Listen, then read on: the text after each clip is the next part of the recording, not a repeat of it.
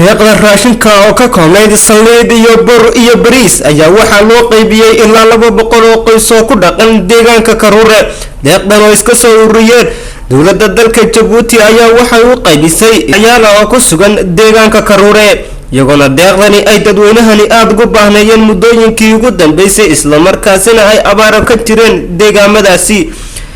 haddaba qaarkood oo arrimahaasi ka hadlayana waxay yiraahdeen deegaanku way gudoomeen waa 200 oo qoys waxa loo qaybshay raashinkaas oo ka kooban saliid, daqiiq, bariis iyo sonkor.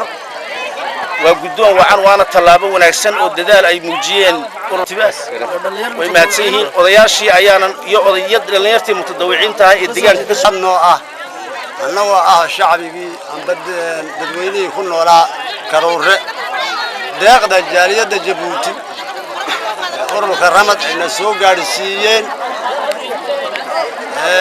kala aha sonkor, bariis, saliid iyo daqiiq annaka oo hayaan abaaru ilaahay baan ugu mahadinaa cidii noo keentayna waan ugu mahadinaa.